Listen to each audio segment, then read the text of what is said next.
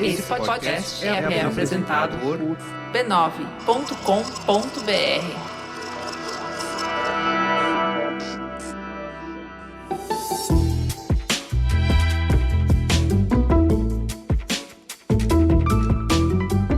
Mamileiros e mamiletes, bem-vindos ao nosso exercício semanal para refletir e fazer sentido das polêmicas que nos cercam, com respeito e empatia. Eu sou a Cris Bartz. Eu sou a Juva Lauer e hoje a gente quer começar o Mamilos agradecendo a você que veio até aqui fazer essa jornada com a gente. Muitos ouvintes têm falado com a gente que eles estavam há semanas sem conseguir ouvir, seja porque a rotina mudou tanto que eles não encontravam mais aquele espaço especial na agenda, na semana, para o ritual de ouvir o Mamilos, seja porque o coração estava apertado e pesado demais para dar o play. Então a gente não pode deixar de agradecer vocês que continuam caminhando com a gente. Obrigada. E continuamos juntos.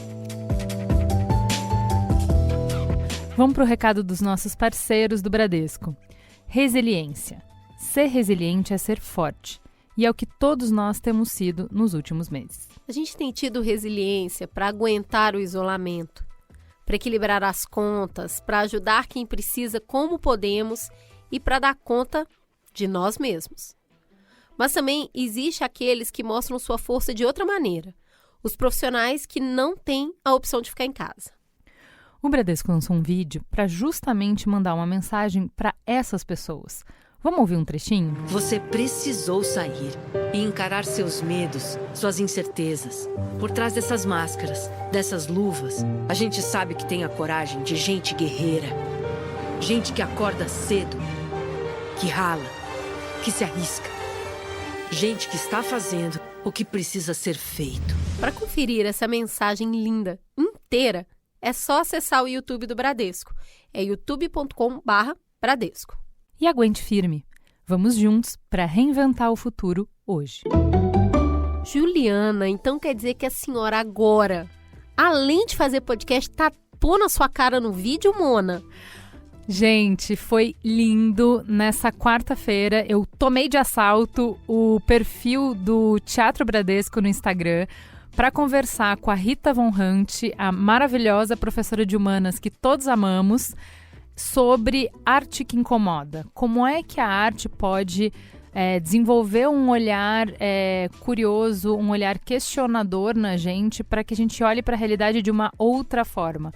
Foi uma conversa linda, tá salva lá no IGTV do Teatro Bradesco, vocês podem conferir, mas não sou só eu, a Cris também vai invadir o perfil do Teatro Bradesco. Porque a fala sobre arte, ela não tem limites, meu amigo. E agora a gente vai visitar outro perfil, outra resistência para falar daquilo que nos une e que ajuda a dar contorno para o Brasil, que é a arte. Aguarde, em breve a gente vai divulgar para vocês a próxima live do Teatro Bradesco para essa conversa tão fundamental que é a arte. Eu só tenho uma dica antes da gente encerrar aqui, que é quando você for assistir a live que está salva lá no perfil do Instagram do Teatro Bradesco, a live da Ju com a Rita, leva um bloquinho, meu amigo, porque elas falam de tantas referências e eu só vejo o povo no comentário, repete o nome. Então eu já vou te falar, pega o seu bloquinho, pega o seu lápis, pega o seu chazinho de humanas e senta para assistir, que tá uma delícia essa conversa. E aguarde, porque eu também vou fazer bonito.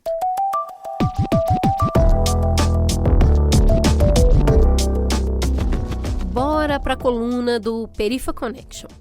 Chegou aquele momento da galera do Perifa Connection conversar com a gente. Hoje é dia do Wesley Teixeira, o morador da Baixada Fluminense, que é do Movimento Negros Evangélicos e integra o pré-vestibular Mais Nós e também o Movimento Negro Unificado. Hoje o Wesley dá o pontapé inicial para a nossa discussão sobre resistência. Ele vai mostrar o abandono do Estado nas periferias. E ele exemplifica isso na ausência de políticas públicas efetivas de combate ao Covid-19 e também no estado de exceção que mata, tortura e sequestra jovens negros. Wesley vai nos propor uma pergunta incômoda. Como esse povo sobreviveu durante 500 anos de violência? Vem nos ensinar, Wesley. A chegada do Covid-19 veio mostrando problemas que já existiam de desigualdade, fome, o crescimento do desemprego, pessoas morando em poucos cômodos com muita gente, gente que nem casa tem, regiões onde se falta água. Tudo isso deveria ser garantido pelo Estado. Mas quem foi às ruas buscar a sobrevivência do nosso povo foram os ativistas de favela, entregando cestas básicas, entregando kits de higiene e orientações para as pessoas ficarem em casa e lavarem suas mãos. Mas, infelizmente, a pandemia cresceu. A pandemia cresceu e as políticas de assistência pelo Estado não chegaram, muito menos a de saúde. A orientação para ir ao médico só quando sentir falta de ar, esse momento já é tarde demais. O certo seria ter o acompanhamento da doença desde os primeiros sintomas, com acesso ao médico e ao tratamento dos sintomas. Mas o Estado não garantiu isso. Pelo contrário, o Estado vem operando uma política de morte de negros e periféricos. Nós vimos que foram 13 mortos no Alemão. Tiroteio e morte em Acari. Tiroteio e morte durante entrega de cestas básicas na Cidade de Deus. A mesma coisa acontecendo na Providência. O último caso nós vimos acontecer a invasão de uma casa, o assassinato de João Pedro dentro de casa e o sequestro do seu corpo por um helicóptero.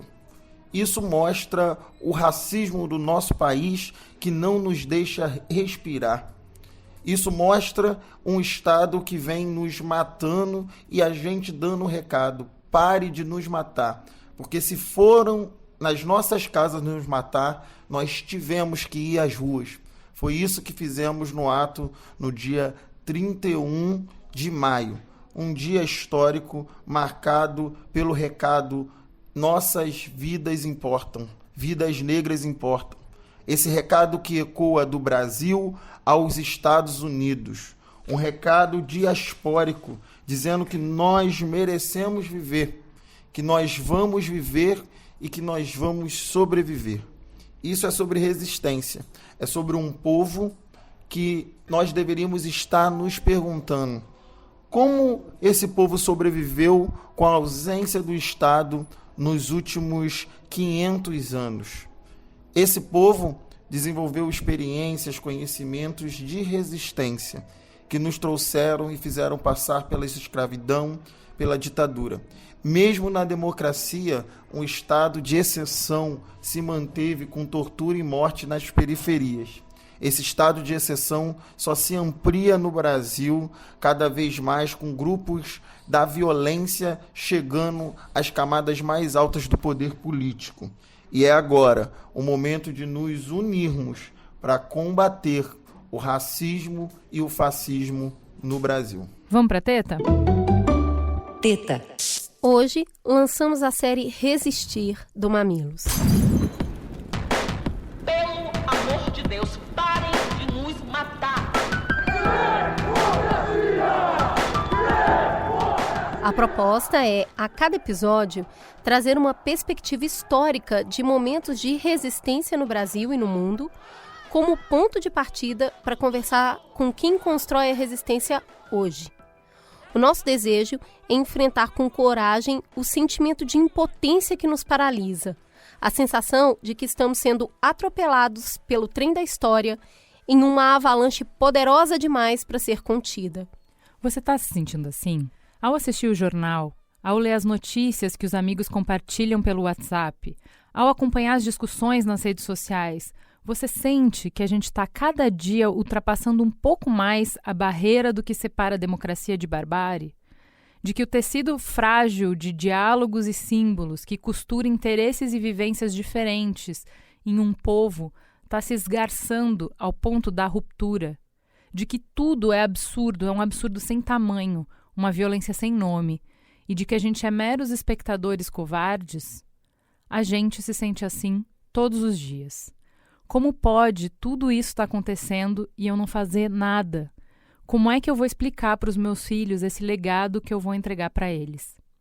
Foi essa angústia que nos moveu a procurar estratégias de ação, a buscar alternativas que sempre existiram de resistir. Reexistir. e existir de outras formas. Essa é uma série que busca, na vivência do nosso povo e de outros povos, inspiração para a gente ser protagonistas do nosso tempo histórico. Vamos começar falando da abolição da escravidão no Brasil. Vamos contar os contextos, os desafios e as estratégias que criaram resistência e mudaram a história. Depois, na mesa, vamos reunir pessoas que representam as estratégias que foram importantes naquele momento, operando hoje. Abre o coração e a mente e vem com a gente.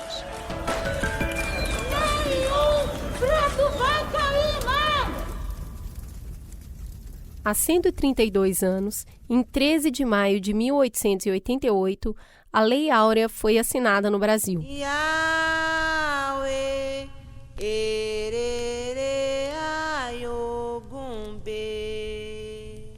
Com licença do Curiandamba. A escravidão se tornava proibida e os negros que ainda viviam sobre esse regime deveriam ser libertados. Quando essa passagem nos é contada, provavelmente vem à nossa mente a figura da Princesa Isabel ou ainda alguma cena das cerca de 15 novelas que já foram feitas abordando o tema. Aí tinham lá os abolicionistas brancos jogando seus chapéus para cima em comemoração ao fim da escravidão. Negociações e pressão internacional também são amplamente apresentados como os elementos que levaram à abolição da escravatura. O que vemos debatido com menos frequência e intensidade é qual foi o papel dos negros nesse processo, como eles resistiram por mais de 3 séculos. Ter acesso a essas informações não é muito fácil, como nos contou a historiadora mestranda em Ciências Humanas e Sociais pela UFABC, Suzane Jardim. Quando a gente vai falar de história do nosso país, a gente está falando de uma história dos vencedores, né? Quem registrou as histórias foram instituições, foram senhores. Então a gente tem uma grande dificuldade de conseguir chegar na voz dos vencidos, né? Das pessoas que foram oprimidas, que sofreram durante a nossa história como um todo. Mas mesmo assim, isso é possível. Eu sempre gosto de ressaltar que a possibilidade existe, sejam nos registros criminais, nas cartas denunciando, sejam nas reclamações dos senhores, nas atas dessas instituições. Principalmente nesse período pós-1850, existiram no Brasil diversas formas de resistência. Fugas coletivas ou individuais, revoltas contra feitores e seus senhores, que poderia ou não conter inclusive o assassinato desses, a recusa em trabalhar, a execução do trabalho de forma inadequada, a criação de quilombos, a manutenção da cultura africana por meio de idiomas, músicas, roupas e cabelos, associações abolicionistas negras e até o suicídio. A gente elegeu 3 movimentos para dar destaque. Vamos começar pelos quilombos, que eram os redutos onde negros que fugiam encontravam abrigo. Essas comunidades se formaram em diferentes lugares do país, mas eram bem diferentes entre si, até porque foram desenvolvidas por diferentes culturas africanas. O que é quilombo, então? A historiadora Maria Beatriz do Nascimento resume bem quando diz: o quilombo é um avanço, é produzir um momento de paz. Quilombo é um guerreiro quando precisa ser guerreiro, e também é o recuo se a luta não é necessária. É uma sapiência, é uma sabedoria. A continuidade da vida, o ato de criar um momento feliz, mesmo quando o inimigo é poderoso e mesmo quando ele quer matar você. Quilombo é a resistência, uma possibilidade nos dias de destruição.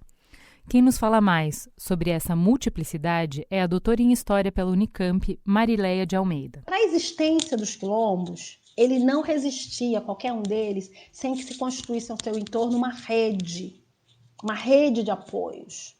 O Quilombo do Iguaçu é emblemático, porque no período da corte, quem que fornecia madeira para a corte, Rio de Janeiro, vinha desse quilombo. Todo mundo sabia. Então, quer dizer, era uma coisa legal, mas essa rede de fornecimento de madeira vinha do Quilombo do Iguaçu. Eu estou contando essa história, mas tem inúmeras, para dizer o seguinte: os quilombos, mesmo no período colonial e imperial, eles foram diversos, múltiplos, com diferentes formas de organização. a transformação de Zumbi, do Quilombo dos Palmares, como um símbolo de luta, como imagem, acho que aí tem coisas diferentes. Uma coisa é a história, os documentos, e outra coisa são os símbolos que a gente usa, né? Os símbolos de luta. Talvez criou essa imagem de Quilombo como um espaço isolado dos negros, refúgio dos negros isolados, espaço de enfrentamento guerreiro e bélico. Então, haviam muitas formas de resistência. Muriquinho pequenino, parente de que samba na cacunda. 300 anos de escravidão, contados através da perspectiva do vencedor, podem construir a narrativa de um povo manso, que se conformou diante do esmagador desequilíbrio entre as forças que se enfrentaram. Por isso, é tão importante a gente falar sobre as revoltas. Ainda que tivessem contra si todo o aparato do governo, todo o aparato militar, toda a tecnologia, toda a comunicação, os negros libertos e escravizados organizaram inúmeras revoltas.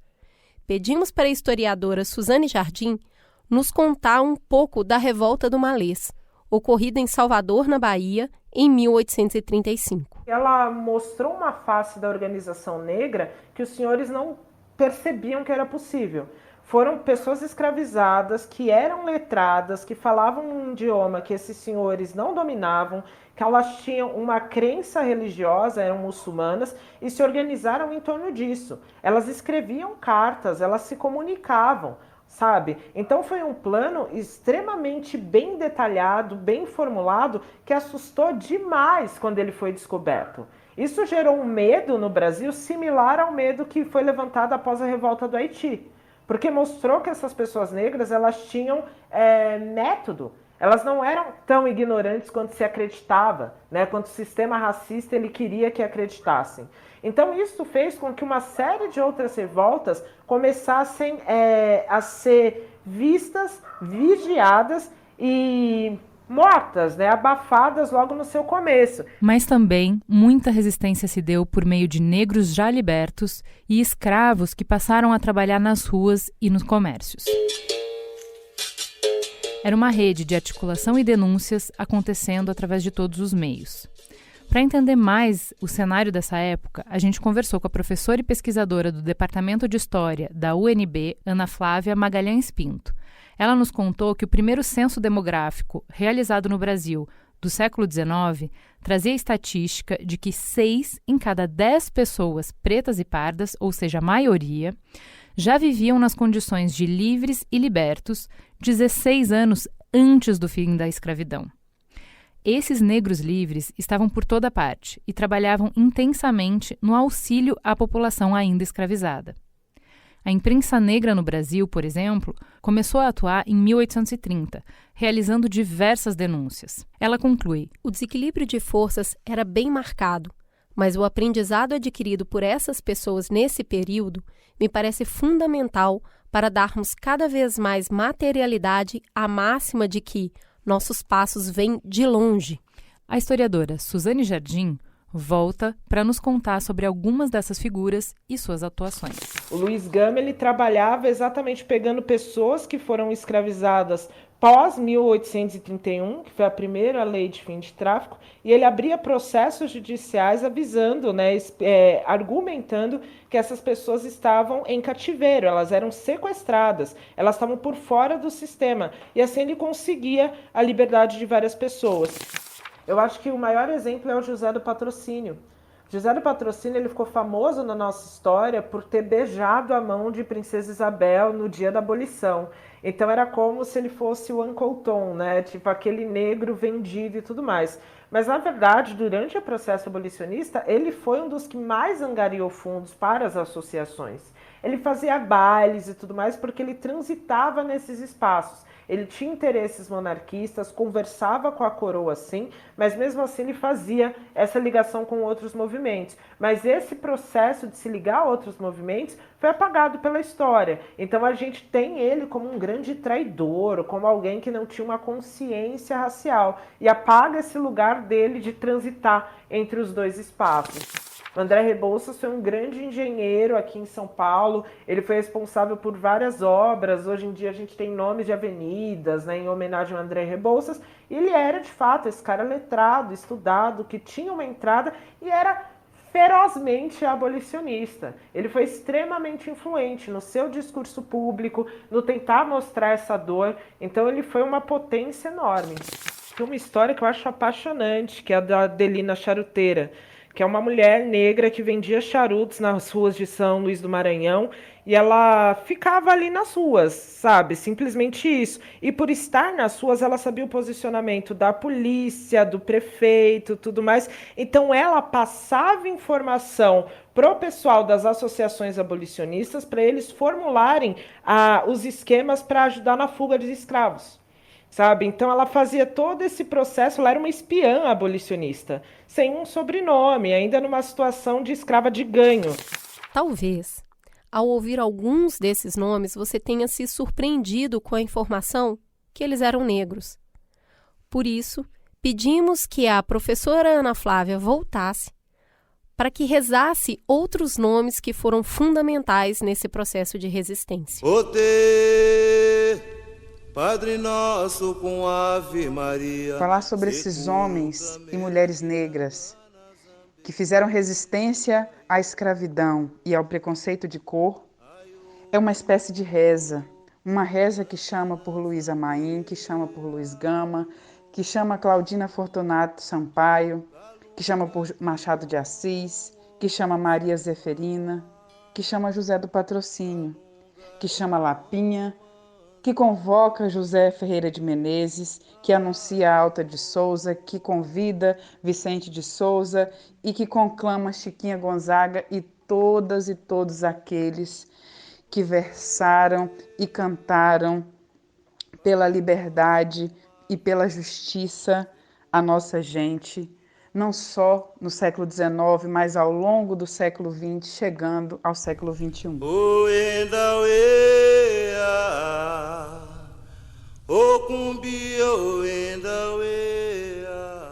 E claro, também existiu pressão internacional. Mas não era exatamente uma pressão humanista. Nós fomos o último país da América a abolir a escravidão. Politicamente, ficamos isolados.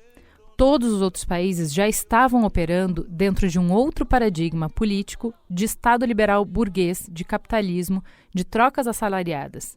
O Brasil se via pressionado a seguir a mesma lógica. Então, o país começou lentamente a se movimentar nesse sentido. Mas Suzane Jardim reforça por que, mesmo assim, ainda nesse cenário, a resistência negra foi fundamental. Para finalmente a escravidão acabar como um regime, mesmo que interno, essas revoltas de escravizados, de libertos e de negros livres, elas foram totalmente fundamentais. Porque mostrou que não dava para você manter essa escravidão por debaixo dos panos, passando uma imagem internacional bonitinha, se aqui dentro estava todo mundo querendo tacar fogo. E muitas vezes literalmente, viu? Tem vários registros de fazendas, né, de que queimaram mesmo, das pessoas colocando fogo nesses lugares. A gente não pode colocar como se a pressão internacional isoladamente fosse a grande responsável por isso, porque dava com tranquilidade. Inglês não vinha passar férias no Brasil, sabe? Dava com tranquilidade para se aprovar uma série de leis dizendo que tá tudo bem aqui, enquanto a escravidão continuava nos pequenos ciclos. Mas os negros, resistindo a isso, fizeram com que se tornasse não mais viável economicamente. Começou a se perder dinheiro, começou a se perder braços diante disso. Manter um escravizado, além de caro, era perigoso. E esse que era o recado. Foi isso que desmantelou tudo de vez. Apagar todos esses movimentos, todos esses personagens, não acontece por falta de documentação ou porque não tem algo para ser contado. Faz parte de um projeto de perpetuação de poder.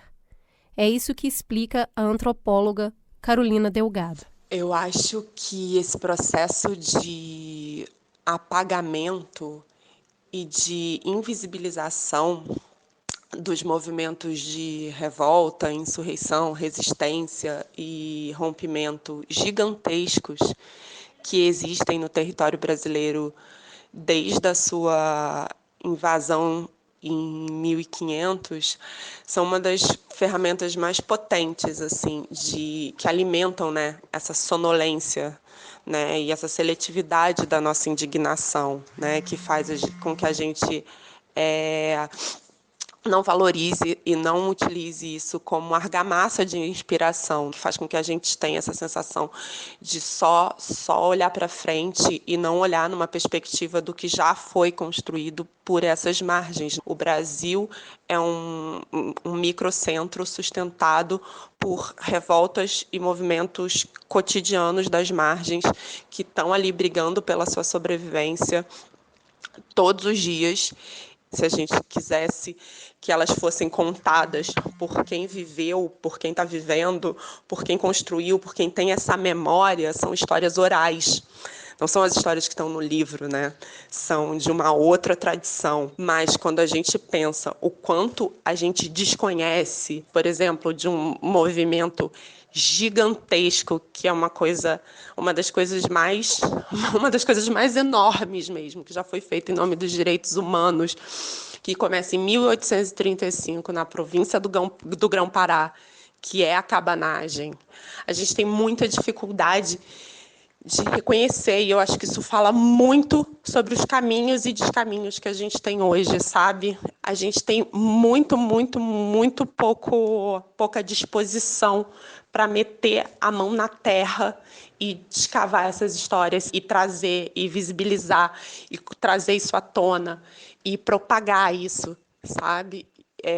Eu acho que esse seria um caminho, arar esse solo e visibilizar essas histórias. A historiadora Suzane Jardim volta para refletir sobre o que a gente deve aprender com toda essa história de resistência negra. A lição principal que a gente aprende é que não existe uma articulação mestre. Todos os movimentos eles são bem-vindos, todos os movimentos de ação que pautem mudanças de fato, todos os movimentos que quebram um pouco a lógica. Há as manifestações pacíficas, as manifestações não pacíficas, há os discursos simbólicos que vão pautar representatividade, vão pautar lugar na mídia, há as pessoas que trabalham educação em escolas, sabe, em outros lugares. A resistência ela tem múltiplas faces e as coisas realmente mudam quando todo mundo estiver articulado em torno dessa resistência. Quando a gente conseguir isolar quem promove o terror, quem promove o medo nos dias de hoje. Quando se olhar para todos os lados e ver que não há mais caminho, que economicamente, politicamente, simbolicamente a resistência está tomando conta, é aí, quem sabe,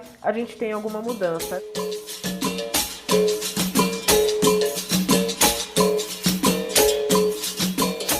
Então, diante de tudo isso, a gente compõe a nossa mesa com duas mulheres gigantes na resistência. A gente vai começar perguntando... Aniele Franco, fala pra gente quem é você na fila do pão. Obrigada, gente, pelo convite. Primeiro, eu quero agradecer por estar aqui com vocês. Bom, quem é a Aniele Franco na fila do pão, né? A Aniele é uma professora de inglês, literatura e português, formada pela Universidade Estadual do Rio de Janeiro. É também jornalista de formação pela Universidade North Carolina, nos Estados Unidos. Fiz faculdade, fiz mestrado lá, moro 12 anos, jogadora de vôlei, mãe da Mariá, esperando a Eloá, e agora à frente do Instituto Marielle Franco desde 2019. Seja muito, muito bem-vinda, é um prazer te receber aqui no Mamilos. Obrigada. E para completar a nossa mesa, temos Cecília Oliveira, seja muito bem-vinda, conta pra gente quem é você na noite. Olá, obrigada pelo convite para a gente discutir esse assunto que está na pauta por aí, né? Mais uma vez, de novo, novamente. Mas é isso, sempre necessário. Eu sou Cecília Oliveira, sou jornalista, especialista em criminalidade e segurança pública e política de drogas e armamentos, assunto que está pouco na pauta, principalmente depois de 2019. Eu também desenvolvi a plataforma Fogo Cruzado para que a gente conseguisse mapear a violência armada em grandes centros urbanos. Hoje a gente está disponível aqui no Rio de Janeiro e também na região metropolitana do Recife. E agora, como se eu não tivesse mais nada para fazer da vida, se tivesse pouco, Eu entrei na vida onde vocês estão, garotas, que é a vida dos podcasts. Então, agora eu sou podcaster também no Nós da Imprensa, que faz uma crítica ao jornalismo. Muito bem. Aniele, quem andou pelas ruas da Alemanha no ano passado, em julho, mês do orgulho gay, viu vários cartazes com a imagem da Marielle Franco, da sua irmã. O rosto dela, com as cores do arco-íris, estava lá por todos os lados e tinha um texto Marche e Proteste com Orgulho. Esse post ele foi feito pela Anistia Internacional Alemã, que escolheu a Marielle, juntamente com outras 3 ativistas LGBT, como uma das homenageadas dentro da campanha Coragem Precisa de Proteção. Mas não foi só na Alemanha que a Marielle foi lembrada. A imagem e a história da vereadora que foi assassinada em 2018, ela tem rodado o mundo inteiro. Em setembro, teve a inauguração do parque com o seu nome em Paris. Em Portugal, a Câmara de Lisboa aprovou por unanimidade o projeto para dar seu nome a uma rua. A Marielle, ela saiu do Brasil, ela ganhou o mundo. Ela virou um símbolo internacional para todos que lutam por direitos humanos. O que isso simboliza? Qual é a importância desse esparramar? Olha, eu costumo dizer que desde que mataram a minha irmã, eu não tinha noção nenhuma do que a gente ia encontrar. Eu sempre falo isso, assim, em todo lugar que eu vou e que eu já fui, eu sempre costumo dizer que a gente não esperava que a Mari rompesse tantas barreiras. Naquele dia, no 14 de março, que eu chego no local do crime, eu fui a única pessoa da família que cheguei até lá para confirmar, porque eu realmente achava que era mentira. E vou no IML no dia seguinte e parto do IML direto para o velório. Ainda assim, eu não tinha dimensão. Mesmo olhando tudo aquilo que estava tendo ali no Rio, na Câmara, 1.000 pessoas ali, muitas 1.000 pessoas, eu ainda não tinha essa noção do que viria.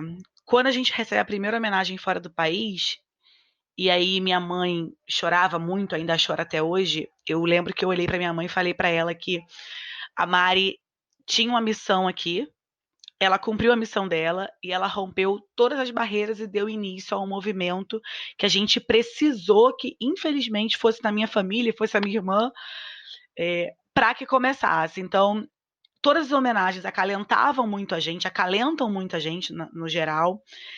Todo esse símbolo que colocam por trás dela, né? Tem um lado muito positivo, é que dá esperança, dá forças. É para que a gente tenha ali a lembrança sempre do que é a resistência, né? A Marielle era um corpo que tinha ali uma personificação enorme, né? Significava várias coisas em um único corpo e é assassinada no exercício da sua função com 5 tiros na cabeça. Então, eu acho que ela romper essas barreiras e chegar a outros lugares importa para que a gente lembre que isso aqui, do jeito que tá, não dá para continuar, que nenhum corpo negro tem que ser tombado como ela foi, acho que nenhuma vida tem que ser tombada como ela foi, e principalmente as mulheres negras que estão aí à frente de tantas lutas como ela estava. Quando existe um movimento para abafar o que ela fala, quando existe um movimento para selecionar as pautas que vão ganhar o debate público, é de fundamental importância que a gente consiga sair das nossas fronteiras e consiga buscar aliados onde eles não podem ser silenciados, onde eles não podem ser alcançados por essa estrutura de silenciamento. E aí eu te pergunto, Cecília,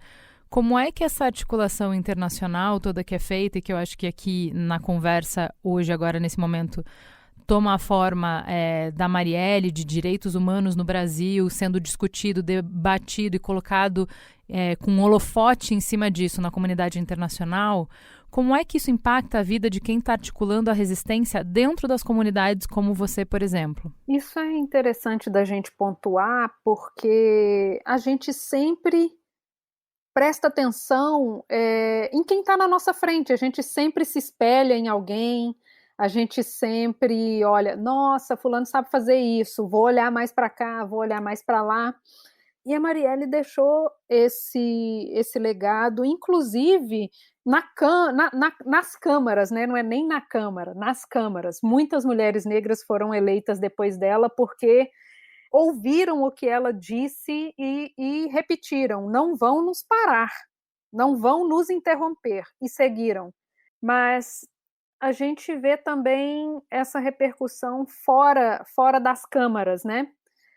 fazendo o trabalho cotidiano. Por exemplo, o pessoal do gabinete de crise do Alemão ou o do gabinete de crise da Maré, que estão ali no corre diário para poder amenizar os efeitos da pandemia. Então, a gente consegue ver que a luta continua e que as pessoas fazem hoje o que ela fez ontem e que ela faria se estivesse aqui, de qualquer forma. Então, tem essa importância na nossa imaginação, na nossa cabeça mesmo, nesse sentido de continuar, no sentido de não parar, no sentido de é difícil, é puxado, mas é o que tem para hoje. E, se a gente não fizer, ninguém vai fazer mesmo não. Que é exatamente o que a gente tá vendo, né? Então, se organizar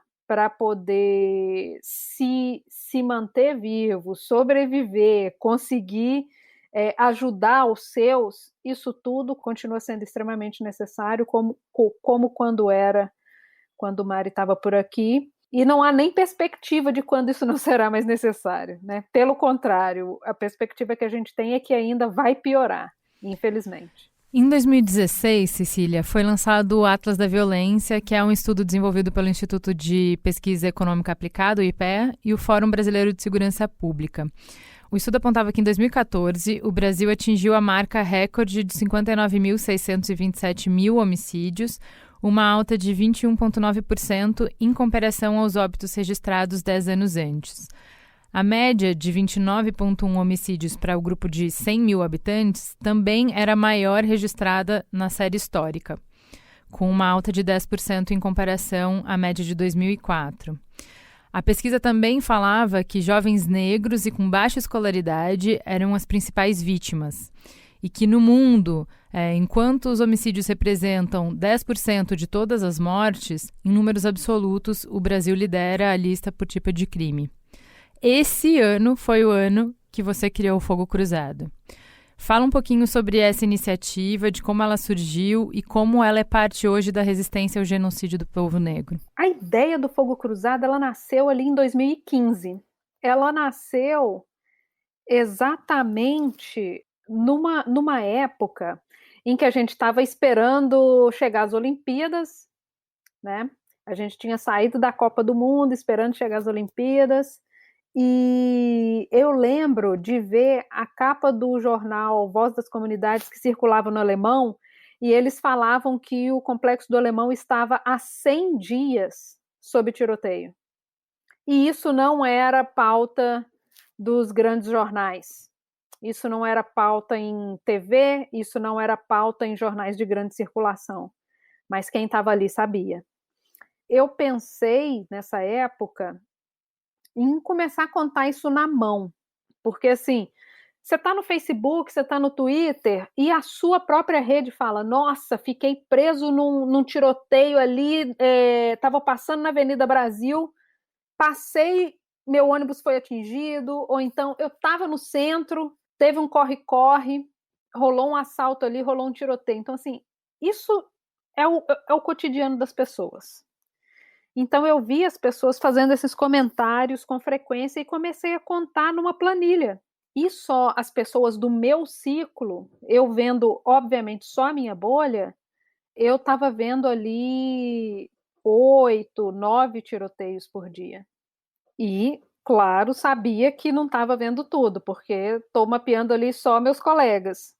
E então, na época, eu conversei com uma amiga que estava trabalhando na campanha Jovem Negro Vivo, da Anistia, e que tinha exatamente essa meta de ficar de olho nas violações de direito dentro dos grandes jogos, né?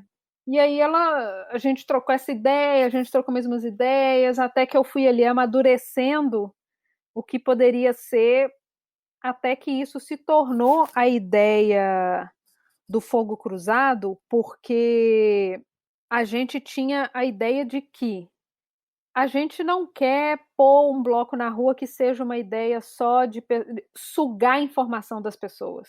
A gente queria que as pessoas sentissem que era para elas também, né? E então a ideia foi que isso viesse com o aplicativo, porque todo mundo poderia ter essa informação na mão, porque a gente daria informação não apenas sobre tiroteio, mas a nossa ideia era falar dos impactos da violência armada como um todo. Então, a gente ainda te dá informação ali sobre ruas fechadas por causa de tiroteio, o metrô está fechado, a supervia está fechada, a escola fechou. A gente fornece todas essas informações que são agregadas, né? São informações que também são sobre violência armada, apesar de não ser a contagem de vítimas, por exemplo.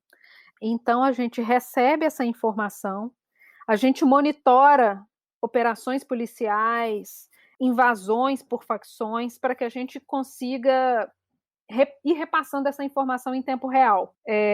No Rio, a gente começou um mês antes das Olimpíadas, porque o nosso objetivo era, quando começar as Olimpíadas, a gente já vai ter na mão um mês de dados para poder dizer que o Rio não é uma cidade maravilhosa. Então, a gente conseguiu esse impacto imediato ali, aproveitando que estava todo mundo olhando para cá, né? Imprensa internacional, estava todo mundo de olho aqui, então a gente conseguiu dizer que não estava boa a coisa não e que ia piorar sim, que foi o que de fato aconteceu, né? Cecília, como você entende esse movimento, essa iniciativa como uma iniciativa de resistência? Por que isso importa?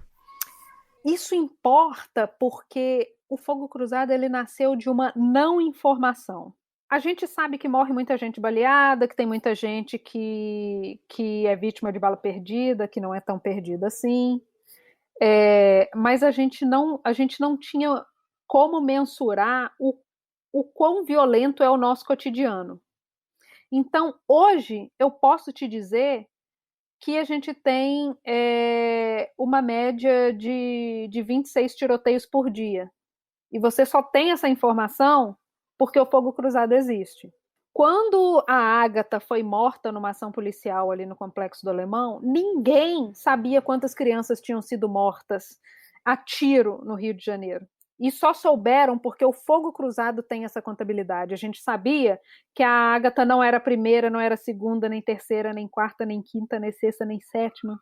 Já tinham 20 crianças. Então, assim, é sempre muito mais do que a gente imagina. E é sempre muito bom fortalecer a importância do dado, porque a gente foge do que pode ser percepção e vai para o que é fato. Eu saio desse lugar de, não sei se é tão violento assim, não sei se já morreu ou não. Olha, sim, morreu, olha aqui, é um fato, é um número. Quando a gente está falando, como na introdução que a gente falou da abolição, que são uma série de frentes, uma das frentes é a disputa de narrativa. Então, para mobilizar as pessoas, para que alguma coisa mude, você precisa mostrar o problema. E mostrar o problema para além da disputa do que está dentro da minha cabeça, do mundo como eu quero ver, é trazer dados. E é por isso que eu acho tão essencial o que vocês fazem, que é o que você está dizendo. Mas tudo bem, é um caso isolado o caso da Ágata. Não, não é. E aí não é minha opinião, eu estou te mostrando aqui que não é. E tanto não é isolado que a gente agora está falando do João Pedro. E a gente está falando de cada vez mais pessoas pretas morrendo nesses tiroteios.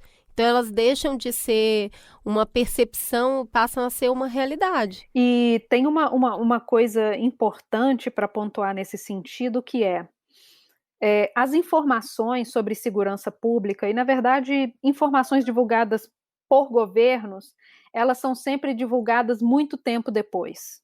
Então, assim, quando o Instituto de Segurança Pública me traz a informação de que morreram 100 pessoas, já tem 40 dias que morreram 100 pessoas, não me interessa mais essa informação. Então, assim, o que eu vou fazer com isso agora? Isso aconteceu mais de um mês, sabe? E a gente vê que essa dependência do dado público nos deixa refém do tipo de discurso que o poder público quer fazer. Um exemplo prático é que o número de vítimas de balas perdidas, ele era contado, e ele parou de ser contado. Por que ele parou de ser contado? Se você não tem dados sobre vítimas de balas perdidas, você não publica sobre isso. Isso não é discutido, isso não é um problema. Acabou, desapareceu esse problema. E a gente vê isso, por exemplo, agora com a contagem das vítimas de coronavírus. Era todo dia 5 horas, 6, 7. Ontem foi divulgado às 22 horas. Ou seja, o governo do estado quebra as pernas da imprensa, porque a imprensa está ali sentada esperando esse dado chegar. 22 horas, já fecharam todos os jornais, as capas já foram rodadas, o Jornal Nacional já acabou. Então, assim, eles conseguem deter o que vai ser dito sobre esse assunto, assim como eles conseguem deter e determinar o que vai ser dito sobre violência armada. E agora a gente conseguiu quebrar o monopólio da informação que o poder público tinha sobre o que é violência armada, como ela se dá, onde, com que frequência. Quando houve a intervenção militar aqui no Rio de Janeiro, nós éramos vistos como inimigos, porque a gente conseguia pontuar diariamente que a intervenção era só um gasto de dinheiro público, não estava funcionando. Então a gente conseguiu pontuar que a Vila Kennedy, ali na Zona Oeste, ela foi dada como o laboratório da intervenção, onde os militares fizeram ali operações diárias, fizeram as fotos, e quando acabou o ano, a Vila Kennedy foi a recordista de tiroteios.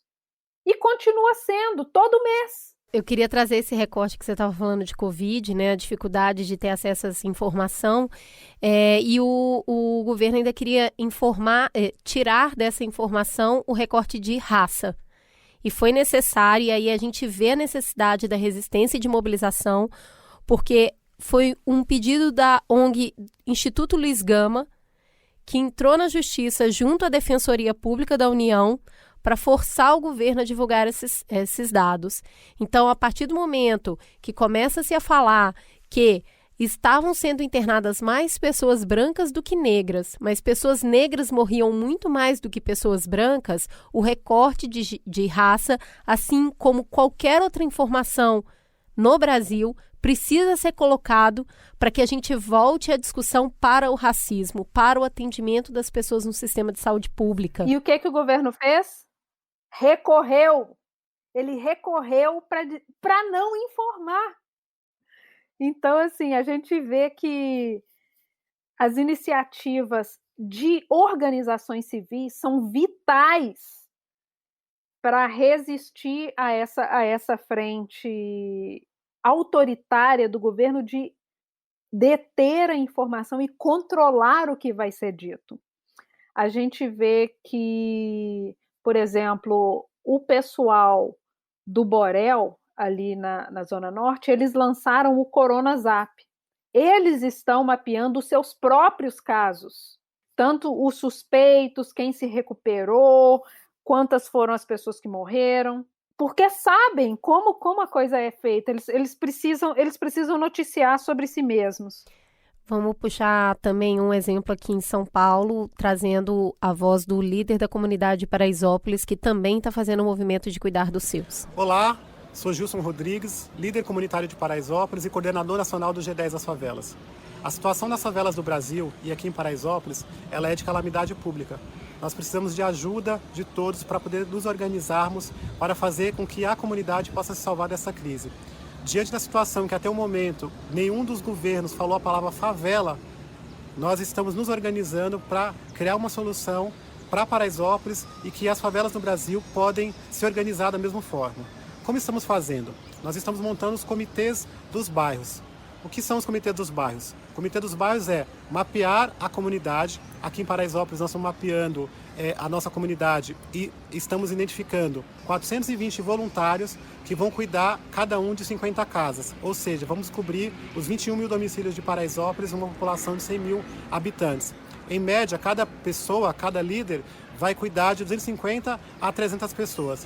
Esse líder nós estamos dando o nome de presidente de rua. O presidente da rua tem a responsabilidade de ajudar no processo de conscientização dessas 50 casas. Também é de responsabilidade do líder da rua, do presidente da rua, ajudar na entrega das doações, ajudar na entrega de mantimentos, de material de higiene, de tudo que for necessário para que essa família possa permanecer em casa.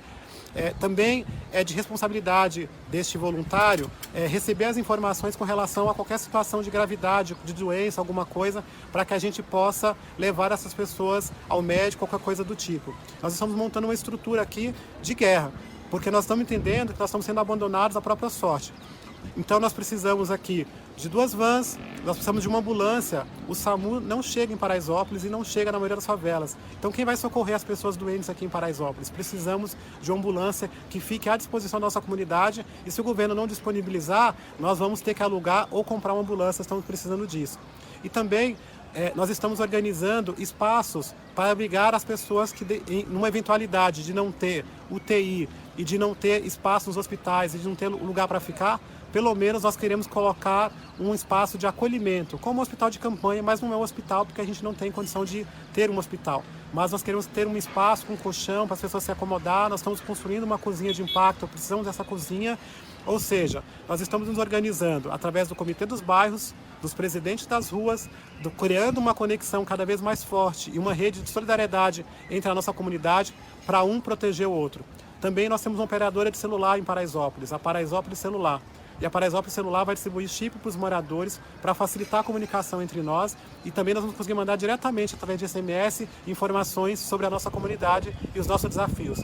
Também estamos colocando carro de som passando na comunidade, estamos colocando faixa para conscientizar as pessoas. Nós esperamos que a sociedade no geral consiga nos ajudar, que a gente possa se tornar seres humanos melhores a partir disso, mas que principalmente que o governo crie uma política pública específica para as favelas. Não dá para deixar as favelas à sua própria sorte. Tem política para salvar os bancos, tem política para salvar os shoppings, tem políticas para salvar o varejo, e a palavra favela até agora ninguém falou como salvar. Aniele, como que essas iniciativas, como a do Fogo Cruzado, que nos dão dados para contrapor a narrativa oficial, para criar uma outra narrativa do que é o Brasil, o que está acontecendo no Brasil, quais são os nossos problemas, o que a gente enfrenta e quais são as estratégias, como, por exemplo, a Cecília citou, então, intervenção. Qual é o impacto dessas estratégias, se elas são bem-sucedidas ou mal-sucedidas? Como que ter essas articulações aqui, disputando narrativa dentro do nosso país, ajudam a gente a costurar apoio internacional como o que o Instituto Marielle faz? São iniciativas importantíssimas, né? A gente, esse ano no Instituto, a gente está aí com diversas outras iniciativas também que a gente foi obrigado a se reinventar, acho que como todo mundo. A primeira grande iniciativa que nós fizemos, logo assim, ainda em março, foi o Mapa Corona nas Periferias, que está inclusive no nosso site, né, institutomariellefranco.org, que é um mapa que eu achei incrivelmente fantástico e fico muito feliz de estar participando, que a gente hoje já tem mais 550 mil acessos nesse mapa, e a gente já tem mais de 228, até ontem tínhamos 228 pontos. E que pontos são esses, né? São pontos para as pessoas que querem doar e para as pessoas que também precisam de doação. Então a pessoa entra no nosso site, cadastra alguma iniciativa, a gente tem diversas iniciativas, seja ela o que você imaginar, de atendimento psicológico até material de higiene, água, enfim, álcool em gel. Então a gente lança o Mapa Corona nas Periferias e logo depois a gente lança também o Agora é a Hora, junto com Crioula. O Mapa Corona nas Periferias foi lançado junto com Favela em Pauta, e quando vem o Agora é a Hora, é um pouco a pegar o gancho também aqui do que ela disse, porque as mulheres não estavam conseguindo receber auxílio emergencial. A gente consegue, de primeira, cadastrar mais de 2.000 líderes e ativistas de favelas, que tinha como mapear e ajudava a gente a mapear para onde levar a cesta básica, como levar, o que fazer. Então foi muito gratificante estar à frente desses 2 projetos. Participamos de outras campanhas também, mas agora, por exemplo, para a semana que vem a gente vai lançar o Pra Onde Vamos. E aí o Pra Onde Vamos é um relatório que vai sair feito só com mulheres negras ativistas, vai pensar essa nova lógica, né? O que vem agora, como que as mulheres negras estão se reinventando, como que elas estão à frente de diversas também iniciativas como gente. Então é um auxílio, é muito importante. Quando a gente fez esse mergulho na articulação para a derrubada da escravidão no Brasil, a gente mostra isso, que a resistência acontece em várias frentes, que ela usa diferentes ferramentas e estratégias. Aqui na nossa conversa, a gente falou de estratégia legal, a gente falou de estratégia tecnológica, a gente falou de estratégia de articulação popular. Como é que vocês veem que o combate ao autoritarismo e ao genocídio do povo negro está articulado no Brasil hoje? Que frentes que a gente tem, que estratégias a gente tem, quem são os protagonistas? Olha, eu acho que os protagonistas de hoje, eu acho que tem diversos, não só aqueles que já estão na mídia, que são os heróis de sempre, que estão ali, né, por exemplo, se expondo. Eu tenho muita admiração pelo Fogo Cruzado, tenho muita admiração pelo Raul, pelo Renê, por várias meninas que estão com a gente aí construindo em pautas de favela, junto com o Instituto nesse momento. Mas eu ainda acho que a gente ainda tem que vir ainda mais unido do que estamos, sabe? Assim, eu acho que a gente está indo por um caminho muito bonito, muito, muito bacana, mas é isso, assim, é o papo da gente ceder um pouco do espaço, eu vira e mexe, sempre que eu posso compartilhar alguma personalidade negra que tá aí crescendo, eu faço isso nas minhas redes. Então, acho que é o caminho, eu acho que a revolução, de fato, vai ser feminista e negra, e que já começou, já está em curso e vai só aumentar daqui para frente. É muito interessante isso que você está falando, porque me lembra uma fala da Suzane Jardim, que conversou comigo. Ela falou: o pessoal acha que o movimento negro são 20 pessoas que sentam numa sala e falam, vamos fazer tal coisa. E, na verdade, a gente está falando de um país continental enorme, onde diversas comunidades negras têm realidades diferentes, culturas diferentes, formações diferentes, e elas vão se articular de maneiras diferentes.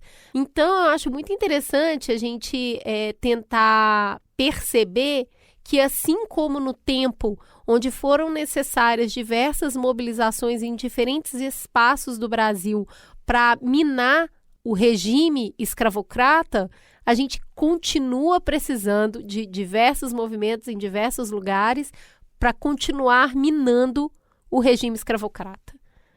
Porque a gente pode dizer que existe um paralelo muito grande quando a gente fala de negros morrendo escravizados em senzalas, presos dentro de um lugar do qual eles não poderiam sair, e quando a gente fala de uma criança de 14 anos morta dentro da casa dela, de um lugar onde ela não poderia sair. A gente tem muitas iniciativas sendo feitas, muitas, assim, muitas mesmo. É difícil nomear, até para não ser injusto com um ou com o outro.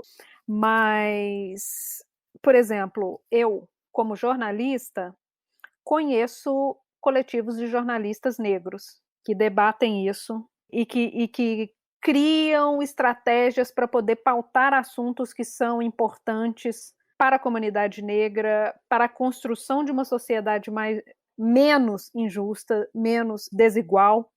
Então, eu acho que as pessoas elas podem procurar dentro das suas áreas de atuação. Tipo, você é cineasta e quer saber o que está acontecendo, você pode procurar que existe um coletivo de cineasta negro. Você pode ter certeza.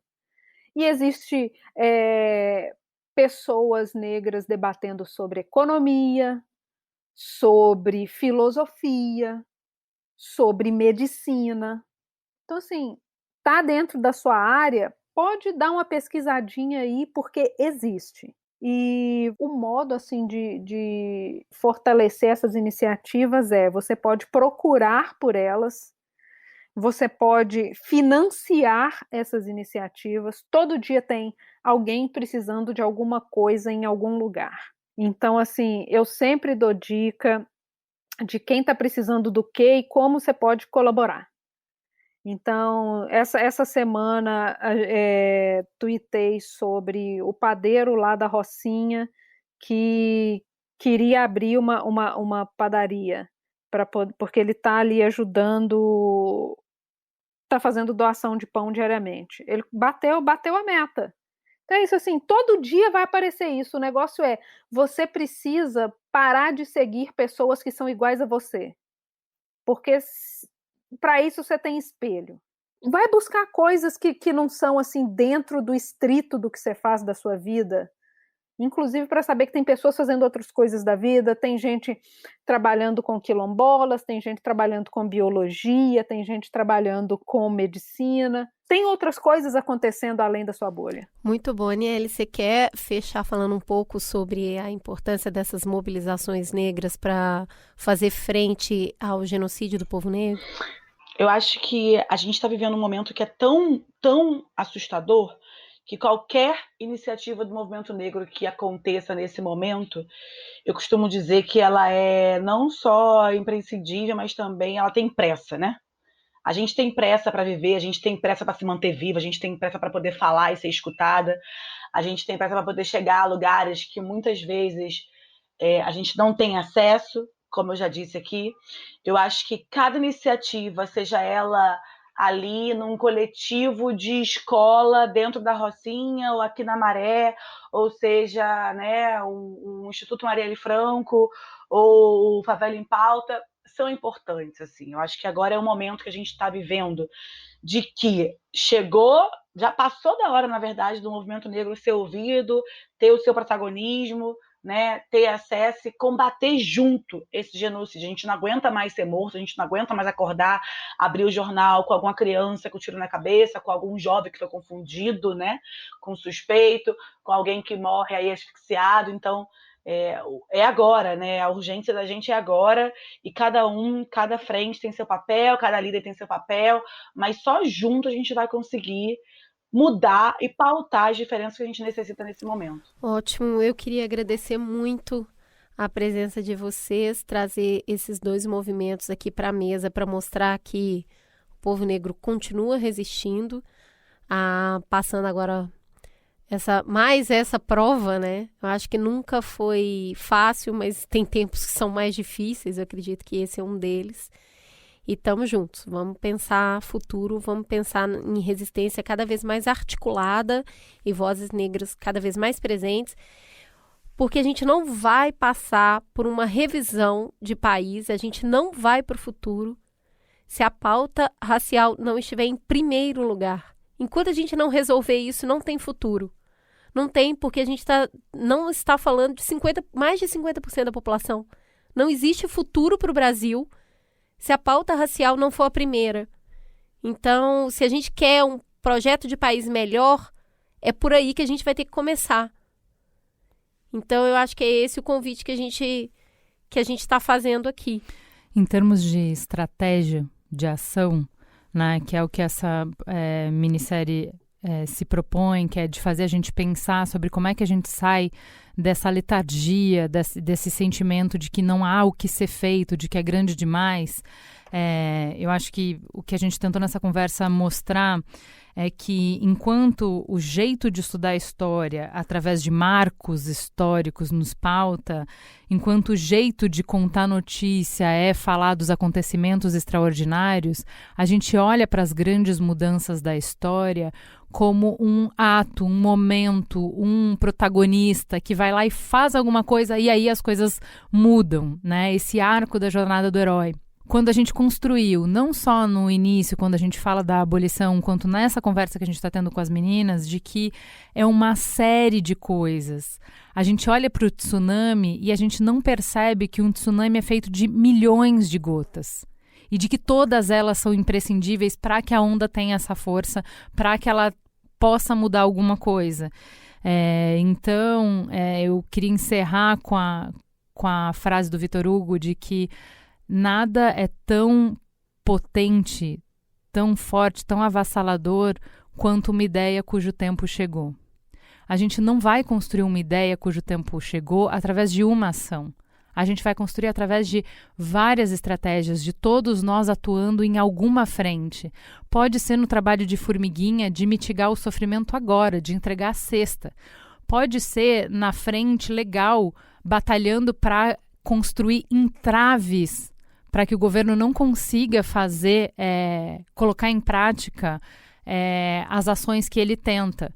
Pode ser no entrave na disputa pelo território física. Pode ser na disputa tecnológica. Cada um de nós vai contribuir de alguma maneira. São todas essas gotas somadas que vão fazer o tsunami. Então, eu acho que é um pouco disso que a nossa conversa tentou trazer. Farol aceso. Quer começar, Cecília? O que você indica para os nossos ouvintes? Eu vou indicar para quem tem interesse em conhecer melhor a história do povo negro no Brasil mesmo, sabe? Eu tenho ouvido muito o podcast do Alê Santos, o Savage Fiction, que chama Infiltrados no Cast. E ele tem umas séries muito bacanas, assim. Ele fechou recentemente uma série que é Os Maiores Racistas da História do Brasil. E são nomes que a gente conhece muito, que dá nome às nossas ruas, escolas, faculdades de medicina. Então, assim, vale muito a pena ouvir. É um podcast que eu tenho aprendido muito, assim. O nome do podcast é Infiltrados no Cast, do Alê Santos. E queria indicar também um livro da Ana Maria Gonçalves, que chama Um Defeito de Cor. É um livro que é uma aula de Brasil, uma aula de história brasileira. Você consegue compreender a nossa geografia, a nossa arquitetura urbanística. Você consegue compreender absolutamente tudo assim da nossa história. Conversei com a Ana essa semana, inclusive porque a Ana é publicitária e já escreveu em muitos jornais, inclusive no Intercept, onde eu trabalho.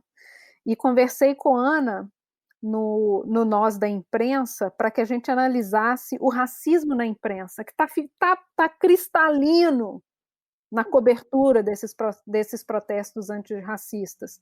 Então, vou deixar essas duas dicas aí, para a gente compreender melhor sobre o nosso cotidiano. E você, Aniele, o que você tem para indicar? Bom, eu vou indicar o podcast da Flávia Oliveira e da Bela Reis, o Angu de Grilo, que muitas vezes eu tô ali fazendo minhas coisas e tô escutando, gosto muito das meninas, trazendo sempre assuntos muito atuais. E um livro que eu li agora recentemente foi o livro da Maya Angelou, né?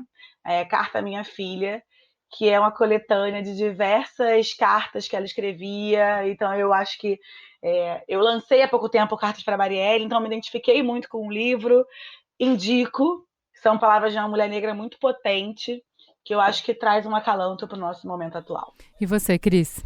Eu quero dividir um presente lindo que eu e a Tatá ganhamos essa semana.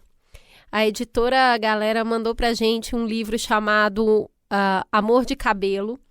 Esse livro é um desdobramento, na verdade ele sai do curta-metragem que ganhou o Oscar de melhor curta desse ano e vai para o livro.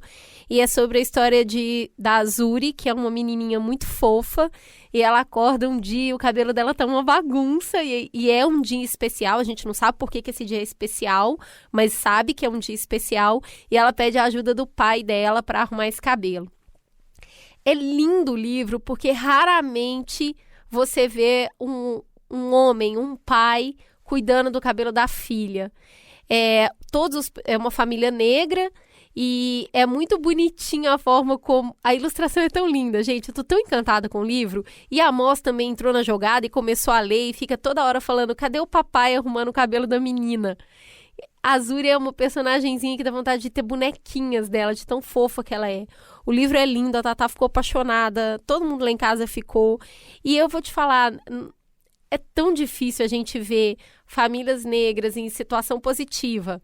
Homem negro cuidando da filha negra e cuidando do cabelo. Então tem tantas camadas para esse livro ser realmente especial que eu queria indicar ele aqui com todo o carinho do mundo, vale muito a pena.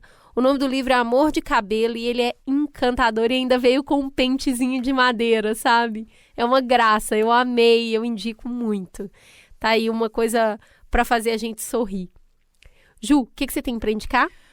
Vou indicar duas coisas que eu nem fiz essa semana, mas estavam aqui no meu arquivo esperando a oportunidade de falar. Primeiro, o documentário da Michelle Obama, que está na Netflix, chamado Becoming. Quando eu assisti esse documentário, em 5 minutos eu comecei a chorar e não parei de chorar, porque eu olhava e falava assim, como que a gente tinha essa mulher e a gente escolhe, enquanto comunidade, enquanto pessoas, colocar o que tá aí, que é o Trump. Assim, em que universo a gente sai dessa mulher e da seriedade que ela propõe, das plataformas que ela propõe, né? A responsabilidade que ela tem com o cargo, com a liturgia do cargo, com as pessoas, com a importância histórica do que ela tá fazendo pra esse cara. Como é que pode? Como é que um mundo que produz essa mulher produz esse cara e a gente escolhe esse cara? Como assim, né? Enfim. E eu acho que tem muito a ver com a nossa conversa hoje, né? Que a gente não pode entender, então perdemos, né? Na disputa de narrativa, perdemos. Então é isso. Uma derrota 300 anos de derrota, né, gente? E a gente está falando de 300 anos para construir uma libertação. Então, a gente não para. A gente não para em nenhum momento, né? Independente do que aconteça. E aí, dentro dessa narrativa que a gente construiu aqui, tem muitas redes para se resistir. Eu assisti o The Crown na 3ª temporada. Eu também demorei para assistir, porque eu estava esperando o Merigo e tal. Aí eu desisti de esperar por ele. Pressão minha, uma pressão internacional. Exato. E eu queria destacar um episódio, né? Essa temporada, ela conta uma tentativa de golpe. Que, spoiler, não vai acontecer. E não vai acontecer por quê? Porque tem estrutura ali, entendeu? Porque tem essa rede. Então, não é uma só rede, tem que ter uma série de redes. Mas quando você vê a piada que a gente tem contado muito no Brasil, as instituições estão funcionando. Quando você vê a instituição, de fato, funcionar... Você entende o que é uma articulação que hoje não está transparente para a gente, mas independente se ela é suficiente ou não, se ela é eficiente ou não, está acontecendo. A gente não está vendo, mas não é porque o movimento está avançando que ele não está recebendo resistência, entende? Então tem resistências institucionais que estão acontecendo nesse momento. E eu achei sensacional ver desenhado ali na ficção como é isso. Então, quando a gente fica falando o tempo inteiro, mas golpe, então vai ter golpe, ele vai fazer golpe. Na ficção, ele mostra assim, tá bom, o desejo sempre vai existir, sempre vai ser interessante tomar tudo. O conquistador vence tudo. O que você tem que, de fato, vencer para você conseguir ter tudo? Então, ali tá muito bem desenhado, eu acho interessante assistir. O nome do episódio é Golpe, né? O episódio 7, se não me engano. É muito bom, cara, assim, essa simplificação que fica na nossa cabeça, né, de que, você já tá na cadeira, é só tomar e dizer que, agora é meu. Não é exatamente assim. O que você tem que fazer se você quiser e como isso é difícil, né? O grau de dificuldade é maior ou menor dependendo do país e do contexto, mas, enfim, é legal ver a complexidade que tem nisso. É isso, então, temos um programa. Muito obrigada, garotas. Foi um prazer falar com vocês. Obrigada pelo trabalho que vocês estão desenvolvendo. Continuem, por favor, façam isso por nós, pelo nosso futuro. Obrigada, gente. Foi um prazer estar com vocês aqui também. Obrigada, gente. Obrigada pelo convite. Muito bom aí fazer par com a Aniele. A gente nunca se vê, agora que a gente não vai ver mesmo. É verdade. Não consegue ver nem online. Muito obrigada. Cris, agora a gente vai falar de Cambly. Bora fazer o quê, então? Vamos chamar a Bia. Não mesmo. Dessa vez, eu que fui lá na Cambly de novo. Jura? Sim, aquela outra experiência que eu tive foi ótima para treinar a conversação e eu tirei 15 minutinhos agora para falar com a professora Gracie, dos Estados Unidos, sobre esse monte de tensões que a gente está vivendo no mundo. A Gracie, entendi. Foi praticamente gravar o Mamilos em inglês, então, foi isso? É isso. Onde eu tô, tá rolando Mamilos. Olha que legal essa reflexão da Gracie. Seeing what's happening, seeing what's going on, it's been pretty upsetting for me. Ver o que está acontecendo tem sido bem difícil para mim, porque eu tenho 3 filhos e, claro, eu e meu marido ensinamos a eles algumas coisas. Então, para eles, pensamento crítico é uma coisa familiar. E também pensar nas coisas antes de reagir. Minha família, minha mãe, eles viveram na época dos bebedouros para brancos e negros. Tiveram que sentar atrás nos ônibus, tiveram que pegar os piores empregos. Mas eles perseveraram. Mas, gente, que legal, isso é tão humano, né? Você está conversando com uma pessoa de verdade. Na Cambly, além de aprender inglês, você entra em contato com essas vozes, com essas culturas, com essas pessoas. Dá para trocar muito mais do que informação, é conhecimento. É muito lindo isso, é muito importante. E tudo isso na hora que você quiser, por quanto tempo puder. Dá até para marcar seus professores preferidos para sempre ter aula com eles. E quem é mamileiro já sabe. Tem um link na descrição do episódio para uma aula grátis no Cambly. Não perde essa, bora lá!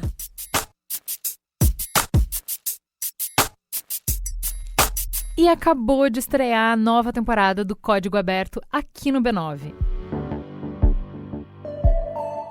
Nesse primeiro episódio, a gente tem com a gente a incrível Maria Ângela de Jesus, diretora de conteúdo da Netflix.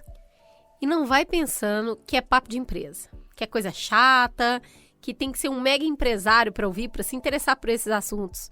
É uma conversa linda e está mediada pelo nosso querido Carlos Merigo. Ela está falando sobre a trajetória, sobre as andanças dela na vida. Ela é uma mulher negra que tem um cargo de liderança numa empresa que todo mundo, ainda mais na pandemia, está se relacionando. Vem ouvir um pedacinho. Eu achei que era importante me colocar como uma executiva negra. Eu acho que a gente cria espelhos, a gente cria modelos. Não quero dar spoiler em nada, mas já separa um lencinho porque talvez você precise. Você vai ouvir essa conversa franca e com profissionais influentes no mercado no códigoaberto.b9.com.br. Solta o play. Vamos pro Fala Que Eu Te Escuto? Fala que te escuto. Hoje a gente vai falar do Mamilos da semana passada sobre o Dia da África, mas também sobre a estreia da nossa minissérie Nosso Sangue. No Twitter, você nos segue no @mamilospod, como fez a Vitória Machado, que falou: cheguei para escutar e aprender com figuras enormes da Terra-mãe, acanhada por eu conhecer pouco sobre a África. Mas saí engrandecida com tanto conhecimento e com um sentimento de afago no coração pela esperança de uma poeta e de um sonhador. Obrigada por isso, Mamilos. A Roberta Clícia disse: que coisa mais linda o José Agualusa nos lembrando de quem somos. Terra de Gil e Caetano. E a Elino Zualo confirmando: não somos só o horror, somos para além disso e muito melhor que essa minoria fascista. Obrigada por nos fazer enxergar que ainda é possível vencer esse caos. O Flávio Campos disse: depois de um sentimento de desesperança sem igual desde 2018, Cris e Ju me fizeram arrepiar e acreditar no amanhã em uma mensagem da África e perceber que não é uma mensagem que vem de fora, é o que tem de mais interior na gente. Rude Henrique disse: esse episódio do Mamilos foi um mix de sentimentos. Quem não foi impactada pelas falas de Eliana ou não chorou com o discurso de Agualusa sobre o Brasil está morto por dentro. E falando sobre nosso... Não, você sabe uma coisa? Eu quero até... a gente tá cheio de conteúdo. Eu vou até aproveitar aqui para falar para vocês ouvirem no nosso... Ficou salvo no nosso perfil do Instagram do Mamilos, o Sextou, que foi a conversa que eu tive com o Emicida na sexta-feira passada. E aí, no início da live, fui eu chamar as pessoas para assistir esse episódio, ouvir esse episódio do Africa Day, e eu me emocionei de novo só de chamar as pessoas. Foi nesse nível. A Maria Vitória Couto falou sobre o episódio de Nosso Sangue. Meninas, atentem-se e encantem-se com o seu ciclo. Através dele, conhecemos mais a gente. Obrigada, Mamilos, por levantar essa bola. Arrasaram. A Rebeca Ribeiro: não deveria ser um ato feminista saber como seu corpo funciona. Mamilos falando de assuntos polêmicos, sempre com muita sabedoria, serenidade e clareza. Um arraso. Rebeca, você ouviu a live com o Emicida, né? Eu senti aqui nessa escalada. A Luara Haidar disse: terminei o primeiro episódio do Nosso Sangue e nunca tinha parado para pensar quão tabu é esse assunto. Caramba! Simplesmente incrível. Incrível como vocês colocam o assunto em pauta de uma forma leve e gostosa de ouvir. No Instagram, você vai nos encontrar como @mamilospod. Toda semana tem um monte de post legal para você interagir e conhecer um pouco mais sobre o trabalho que a gente está fazendo. E, novamente, toda sexta-feira às 18 horas tem o Sextou, uma conversa nossa com um amigo para você ver do buraquinho da fechadura. Assim como fez a Caroline Punk, impressionada com como meus sentimentos estão sendo explorados semana a semana nesse Mamilos. Eu estava numa profunda tristeza semana passada, não sabia explicar o porquê. Afinal, nada tinha mudado na minha vida quarenteneira. Mas como eu amo uma introspecção, já fui logo tentando me entender e percebi que a minha falta de sonhar e de admirar utopias, desde sempre, estava fazendo esse momento pandêmico esgotar o que me servia de fonte de excitação e esperança, como viagens, socialização com os amigos, explorar novos horizontes. O Mamilos me trouxe a esperança de novo, a responsabilidade e o sentimento de pertencimento. E, acima de tudo, me trouxe a importância do ler e do sonhar como primordiais nesses dias sombrios da nossa política. Obrigada, convidados. Obrigada, Ju e Cris. Amo. A Camila Della Posa disse: a professora de língua portuguesa aqui se emocionou muito com um dos episódios mais completos do Mamilos. Que aula linda de leitura, escrita, literatura e de história de Moçambique, Angola e Brasil, com altas doses de esperança. Muito obrigada, Mamilos. E a gente recebeu um inbox da Renata Maria dizendo: Ju, eu me emocionei muito com o episódio do Dia da África, me fez resgatar um texto lindo do Ernesto Neto para a exposição que ele fez no ano passado na Pinacoteca. Pode servir de inspiração a vocês. Somos filhos de 3 continentes, mas só sabemos de um, só nos ensinam um, só valorizamos um. E assim, ficamos capengas, ficamos fracos. O Diogo Dots disse: a fala do Agualusa sobre o otimismo, sobre a força da África que está no Brasil, foi tão forte, parecia falar com o punho cerrado. Parece que ecoava aqui no silêncio ensurdecedor dos fones de ouvido, um eco interrompido pelo choro da Cris, por um arrepio que parece ter manifestado essa força da terra-mãe abafada aqui no nosso ser. O fascismo não pode vencer. Parabéns pelo episódio, gurias, Cris e Ju. Temos um programa, Juliana Valauer? Temos um programa que só é possível graças à apresentação de Ju Valauer e Cris Bartz, coordenação geral de Carlos Merigo, Ju Valauer e Cris Bartz, produção Beatriz Fiorotto, apoio à pauta e pesquisa Jaqueline Costa, nossa maravilhosa tigra, edição de Alexandre Potashev, com trilha de Andy Lopes, identidade visual Bárbara Seward, coordenação digital AG Barros, Pedro Estraza, Lucas De Brito e Iago Vinícius. Atendimento e comercialização Raquel Casmala, Camila Maza e Thelma Zenaro. Mamilos. Jornalismo de peito aberto. Aberto. Aberto. Aberto. Aberto. Aberto. Aberto. Aberto. Aberto.